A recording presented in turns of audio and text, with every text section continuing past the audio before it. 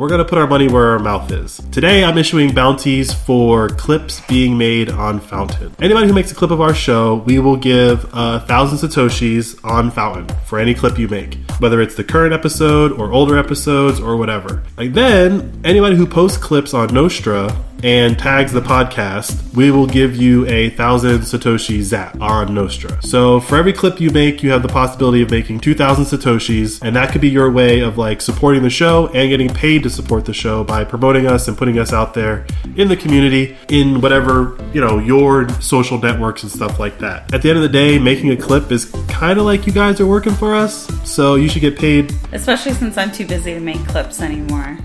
We would appreciate your help.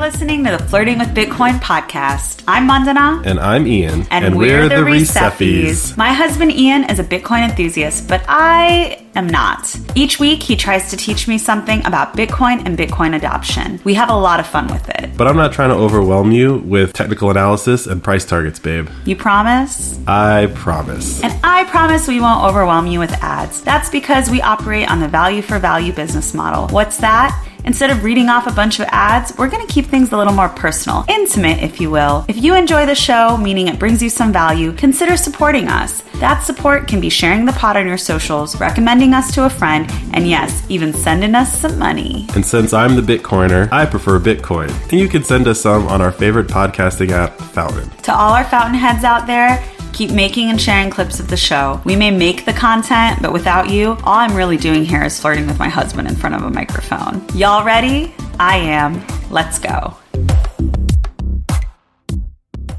Hey, Ian. Hey, Mandana. Hola. Guten Tag. Buongiorno. E hola for Brazil. And howdy for Texas. Howdy for Texas. What time is it? Currently the time is 7:08, and we're approximately 1,622 blocks since our last episode. And if I gave you $1, how many acres could I get today on sunny Bitcoin Island? Today you can get 3,293 acres. Less and less. Price is going up. Price is going up. So, for the second time, babe, we have gifted Bitcoin to a child. We have. It's exciting. The first pair we gave to the children. This one we gave to the parents. The first pair we gave to my cousin's 2 children. Since we did that, the price of Bitcoin has significantly gone up. Dollar terms. Right, which would have is more than if we had just given them money or cash money. But in Bitcoin terms, it's they have the same amount of Bitcoin. I know. But I'm excited next time I see them to be like, hey, did you know we gave you this much and it's worth this much now?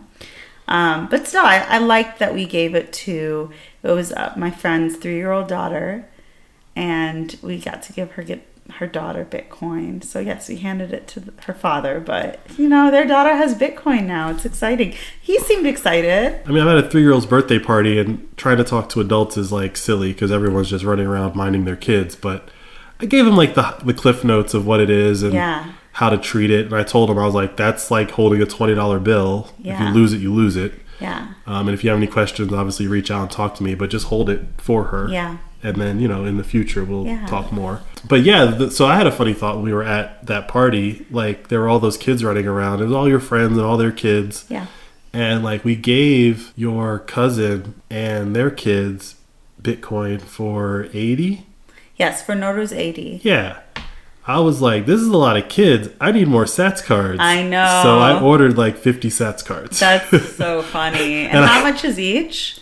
They're not cheap. I know that. I don't know. Like they're $5 or $6. I've reached out to the CoinKite guys to see if we could buy in bulk and possibly get our own like Flirting with Bitcoin cards. They haven't responded. If anyone has any like connections with NVK, help like us out. Let them know that the Flirting with Bitcoin podcast wants to buy their own custom cards, depending on the price. But yeah, we have a lot of kids in our lives, and like we're really aggressive about people not buying Keon gifts because he doesn't need anything. And we don't want a house full of toys that he doesn't play with. So with that, we've always told people, like, if you got to give us something, give us money.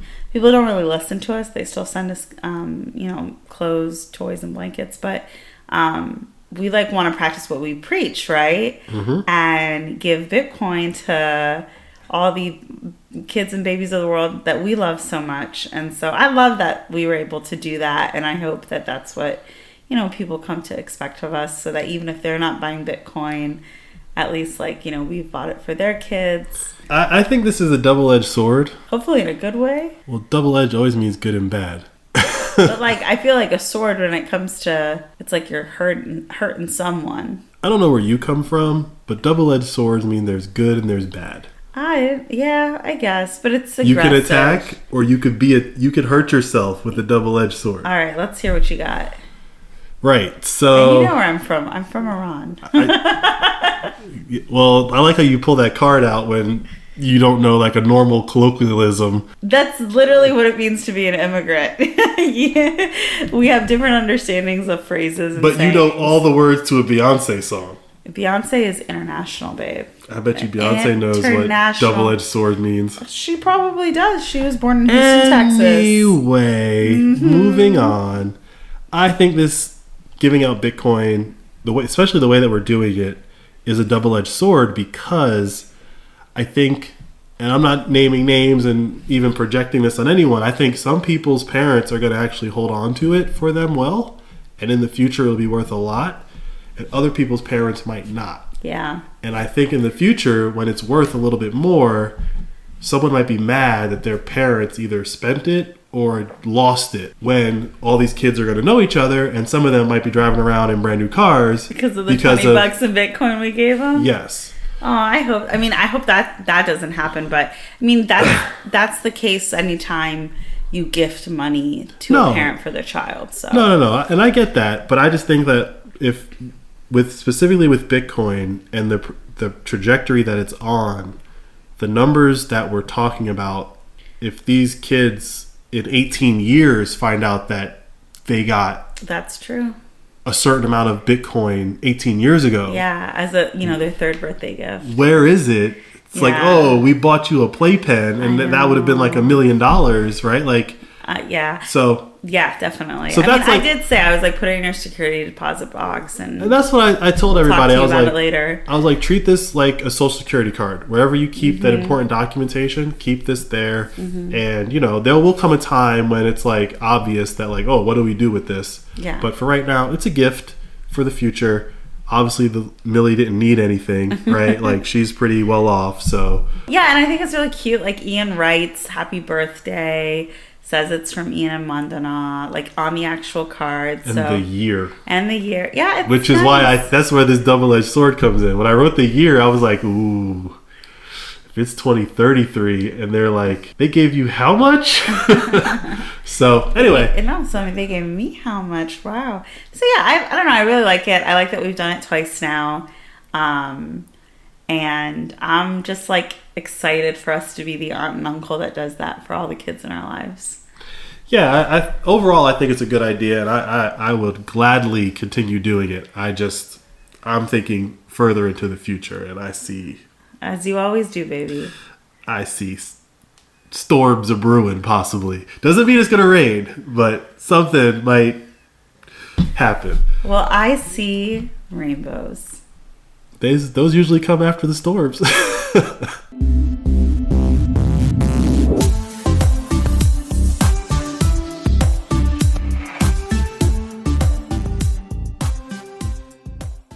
All right, so full disclosure, Ian woke me up from a cuddling session with our son. So I'm going to hand it over to you, babe. You lead the episode. What do you want to talk about? I don't have much to report on my end in the Bitcoin world. I will say the Cash App founder. Yeah, I was going to talk about that. Who was slain in the streets of San Francisco. Sure. We've come to learn that it was murder. Well, we already knew it was murder. We knew it was murder. Let me not laugh. It was from someone he knew. It wasn't random. I mean, San Francisco, it's a toss-up, but usually stabbings are personal. Yeah, and I'm really disappointed to report that the suspected stabber is Iranian. I don't know how much else information you have, but it sounds like he was like trying to protect his sister. Like he thought that something bad was happening with his sister. Well, so it sounds like a crime of passion. So, but again, I didn't. So this is where like a friend of mine went to the supposed university that he claimed he went to, but UC Berkeley doesn't have him on record. Anyways, so, she's been asking around because, he's Iranian. He is a friend of a friend of a friend has said that his sister was having an affair with the co-founder or the founder of Cash App, and they were both married. So that's all I know so far. So I don't necessarily know if she was in danger, but it was definitely personal and intimate. It wasn't because of some crypto scam, as I had assumed, but, we still don't know. All of this is conjecture, right? Like, I mean, it still might be because of a crypto scam. It could be, yeah. We don't know what she's doing. Is she a crypto scammer? Maybe. I don't know, but sad news to report, but just like a little update. I was going to tell you that, but I guess you're on the ball because it involves an Iranian. Yeah. We went to a party the other day, and I had like a pretty long conversation with one of your friend's husbands about San Francisco, and that story kind of came up. And I was like, forget about this particular guy. Like, crime in San Francisco is out of hand. Whether this guy got stabbed or not, like, we still have to do something about crime. I think this story kind of shows that a lot of people have been hearing about the crime in San Francisco. It's not like it's like only people that are paying attention to it know. This Cash App story became very big, and everyone just assumed it's Some San Francisco. Random in the street. Yeah. So like when that's like when the entire nation reacts to someone getting murdered as like, well, it was San Francisco, obviously you have a problem. And I think it's like the new Chicago. Right, and I think the people in San Francisco kind of perceived it as like, well, what's going on? And everyone else was like, it's San Francisco. So that was really interesting to like see that perspective of like everyone who I've talked to about this story, their gut reaction is like, yeah, San Francisco's dangerous. Which is funny because it's also like the tech mecca. Yeah. And you don't really conflate tech with like danger. Yeah. It's really strange. It's like 10 years ago that wasn't the way that people talked about San Francisco, but it's so different today. Yeah. I won't get into the conversation fully, but I was saying like San Francisco is just a little immature of a city. New York City had a similar problem, and whether you like him or not, I know a lot of people don't like him, but it took a very I don't care about your civil rights type of mayor to go in and clean up the city. And I think the people in San Francisco are just a little still like, oh, everything's going to be okay. It's not that bad. Like, we still got to like take care of everybody and care about everybody. But I give San Francisco like 20 years, maybe 10 more years, and they'll have a Rudy Giuliani that comes in and just burns the Tenderloin to the ground and deals with all the crime and all the problems all at once. Because I think the wealthy people of San Francisco are going to be fed up. Yeah, I mean, that's an interesting take. I think people are just going to move out. Well, yeah, obviously the people that don't have a lot of political power will leave. Mm-hmm. But it was the Upper East Side of New York and the Upper West Side of New York that got Giuliani elected. And they were like, clean this city up. Yeah. Right? Like he came in and Times Square, there was no M&M store in Times Square. Yeah. Right? So like Times Square was the Tenderloin. Yeah. And so, like, I think San Francisco is just immature because they're not acknowledging that, like, if you don't deal with this, does it get better on its own? And the fact that the whole country thinks that, like, well, it's San Francisco and it's dangerous, people aren't moving there, people are leaving. I think I saw, like, 700,000 people left California. With that, also, like, I'll say 10 years ago, I visited San Francisco a couple of times. Like, it was a vacation spot. It was a city that you visited. And nobody's visiting San Francisco anymore. No, I mean, I went once. I don't have any need to go back. Yeah, you were so turned off. I mean, you went recently. I went in 2019, and I was like, no, thank you. No, thank you. No, thank you.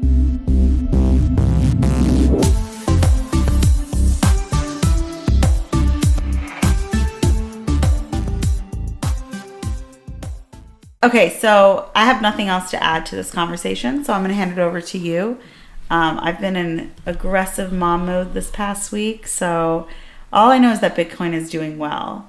because people are coming up to you and asking you about Bitcoin. That's always how I know Bitcoin is doing well. That is a good barometer of the weather underground, right? Yeah, like when that happens, I just kind of like smirk, like, yeah, well, don't you guys wish you were buying Bitcoin when we told you last year?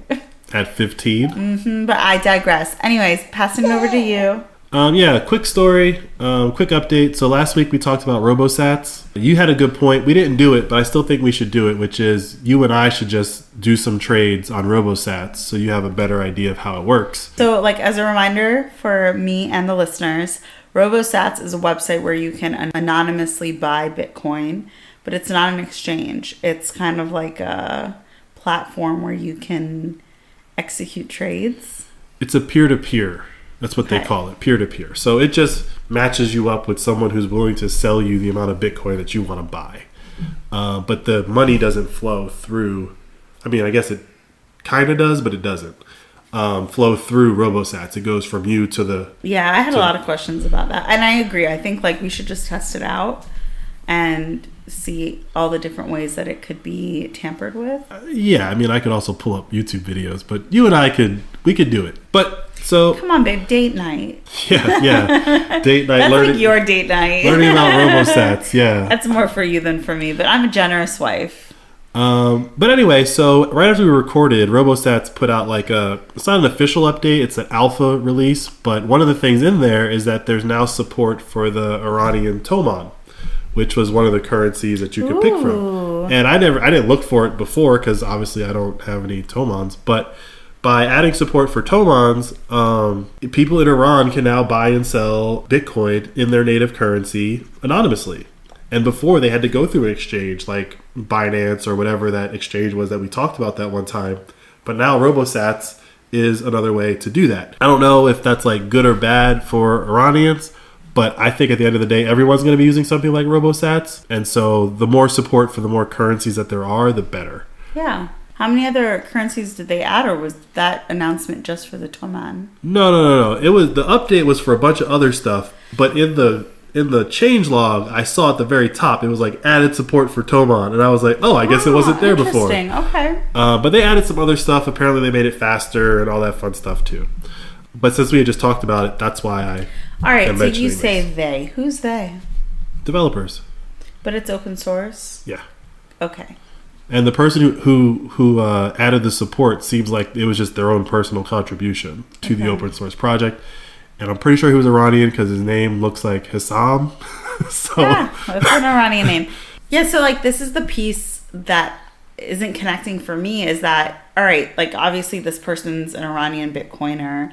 They're doing something to increase access to Bitcoin for Iranians in Iran. Like, where are they? Like, where is the community of Iranian Bitcoiners? Because I don't know them. Like, if anyone out there knows. I mean, they're probably in Iran. They are, but, like, who are they talking to outside of Iran? Like, we have a really large international community that connects with each other well. And this is just not an avenue that I've, like, been able to scan and find. So, if any of our listeners know, like, I know like Ian and I would just love to be out there helping with an education campaign around this stuff. But I think that's really cool. Like obviously it was an Iranian developer who said, hey, yeah, the Toman should be added to RoboSats. Yeah, and they did because it's open source. Yeah, and like after that, what's next? What's on their plate? Like what are they trying to get done? Like can we help? Let us know. Well, I think the help is me saying that RoboSats now supports Tomans. You did your part, babe. I did my part. Thank you. You're a good husband to an Iranian woman. If that's all I got to do, then... In this hour, you've done enough. Yeah, okay. Next hour, I'll let you know.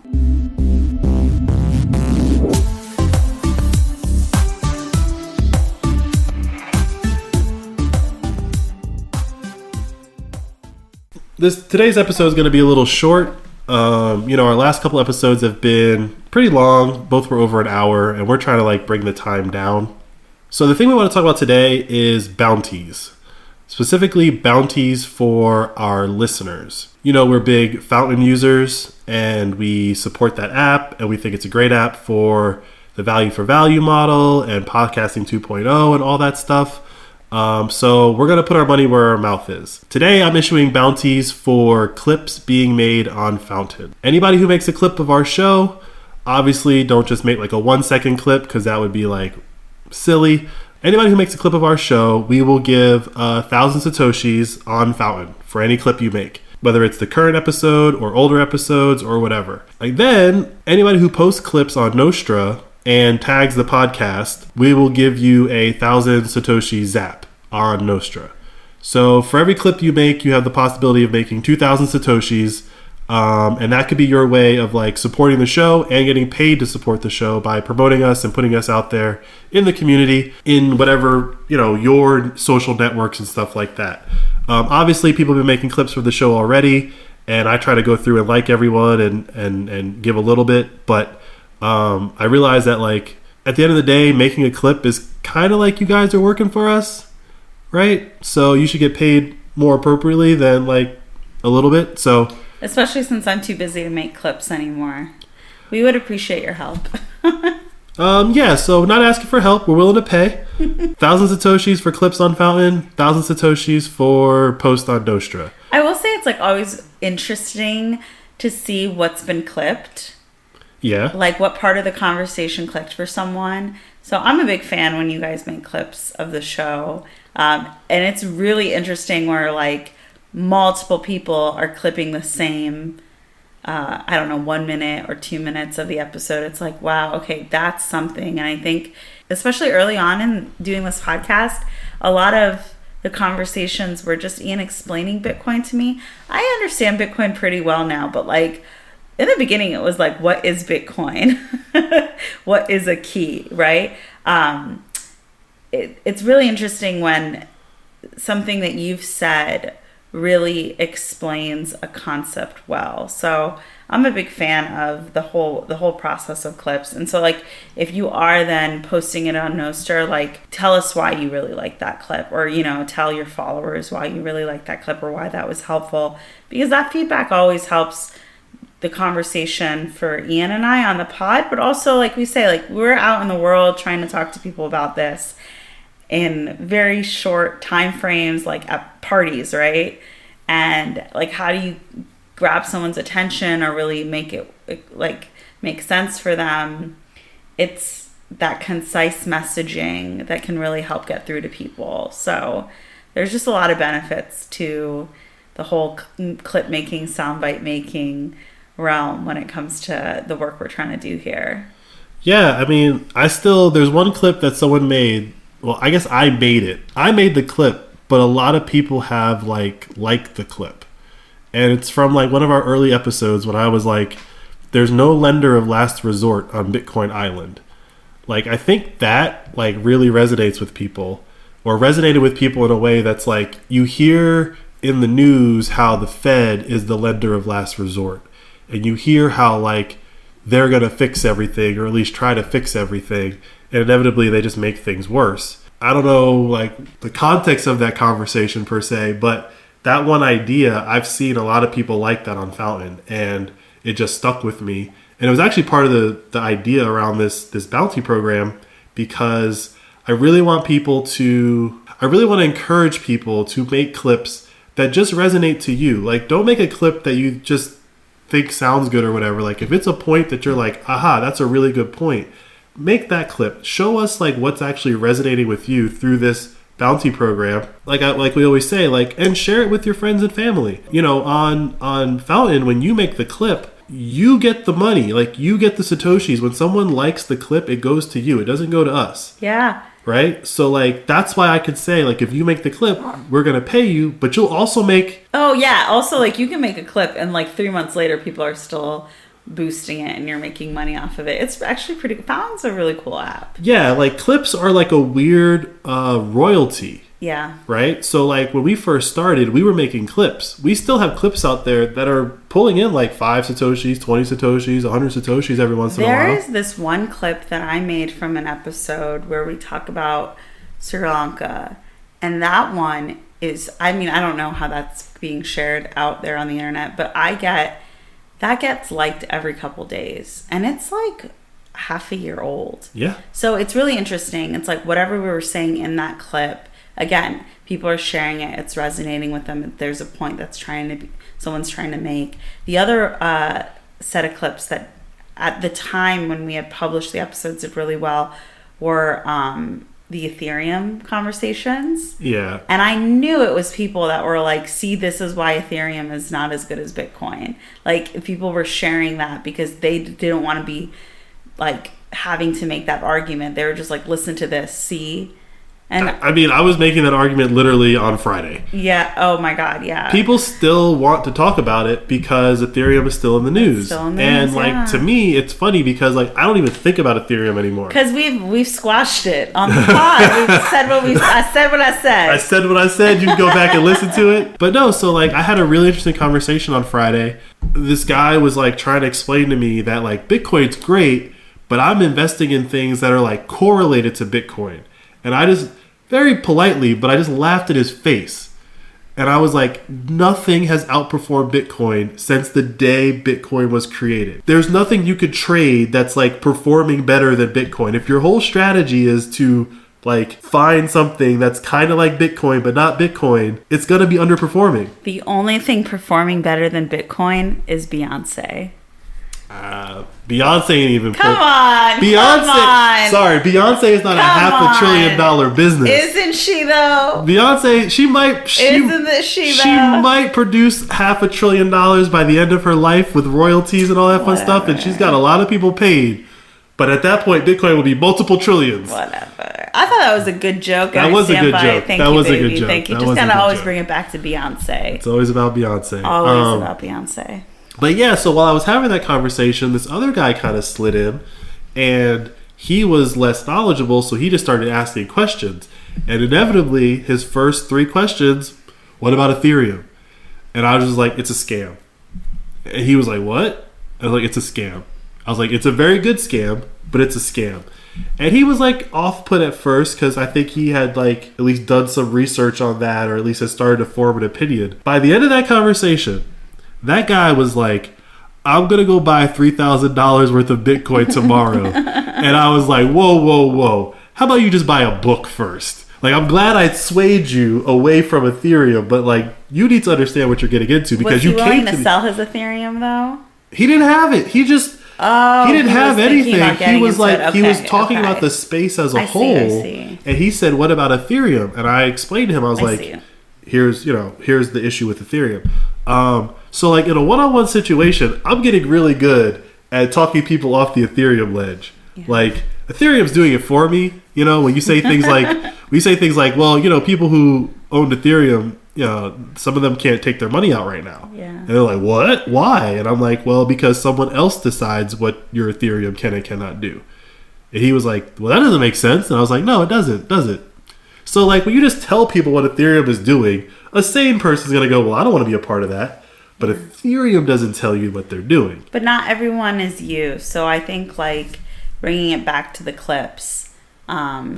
If there's something that you like in the episode, you can make a clip as long or short as you want. You can share it with someone and say like, well, what do you have to say about that? Like, we'll respond to this. And I think often it's going to be hard to get someone like, you know, bringing it back to our Married with Bitcoin series, like, yeah, maybe there's someone in your life that you're trying to get on board with Bitcoin. They're not going to listen to a whole episode of a podcast about Bitcoin, maybe. But maybe if you send them a short little clip, they can listen to it. You can say, oh, you know, this couple, they're so funny. Listen to that. I don't know. However you need to entice them to listen to the show, a clip can help. Yeah, and again, just to drive this point home, you make money from the clips. Right? Like if you encourage the person to download Fountain and start listening to their podcast on Fountain and they like your clips, you make money. That doesn't go to us. We only get money for clips if we make the clip. Yeah. And I think this is like a really interesting change from the way that we're all using social media. Where like, yeah, we share links and we share photos and we share posts and things like that on our social media platforms, but we don't really get anything out of it but maybe a like or views.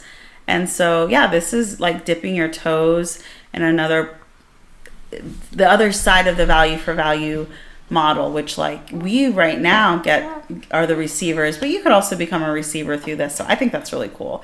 This was all Ian's idea, and I think it's going to be really fun to see how it plays out. So to tie this all together, in their last update, Fountain added Nostra integration. And what that means is that if you have a Nostra account, you can put your public key into your Fountain account.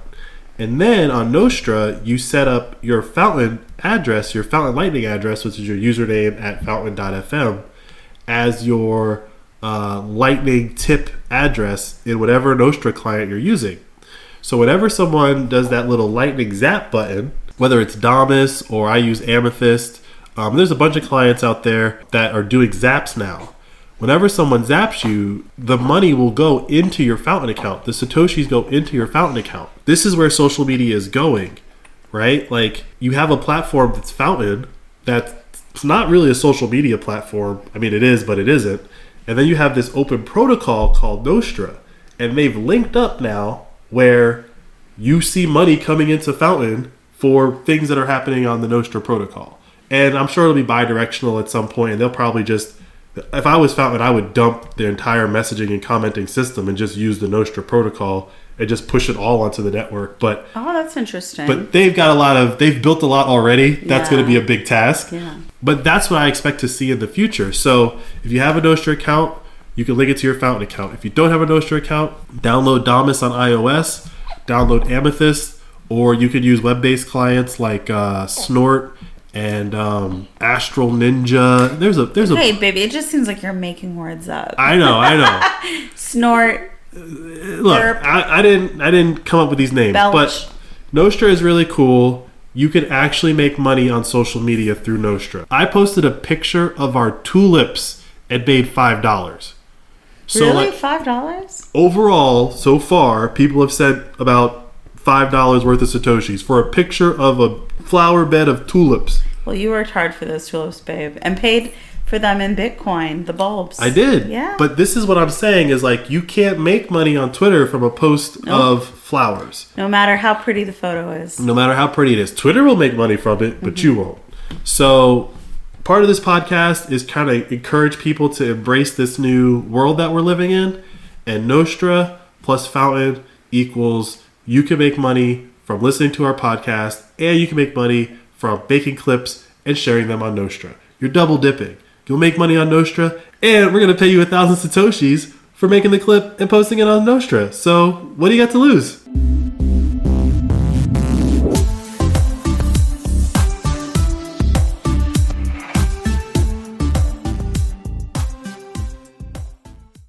All right, babe, we have an almost 2-month-old, but we are still out. All right, babe, we have an almost 2-month-old, but we're still out here at parties talking about Bitcoin to people. Are we living the dream? Yeah, I mean, while we still have people that want to babysit. We will. He's an angel. I mean, it's a long list, you know. He was a little terror before we left the house on Friday. He's but a baby. But I thought we might come back to your sister just like he wouldn't stop crying the entire time you were gone. But no, instead she said it was the cutest night of her life.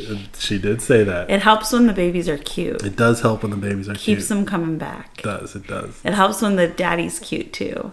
Well, I mean, she is. Doesn't keep the babysitters coming back. See, look, parenthood doesn't stop me from flirting. Yeah. Mm-hmm. Get it? Flirting with Bitcoin? Mm-hmm. I get it? Do you know what that is? That's not nonsense. That's mom sense. You better watch out. You're going to get sued by Bob's Burgers. If one of the creators or lawyers of Bob's Burgers listens to our pod, it's like worth the legal risk. I'll take that as a win. Absolutely, baby. If you're listening, I have some episode ideas. I think Luis learns about Bitcoin. No, Luis would have a crypto scam. I would watch that episode. I mean, I'd watch every episode, but that one especially. Like I said, I really want to start encouraging our listeners to make clips. We'll pay you to do it, but also like really get to know how this new creator economy is going to work.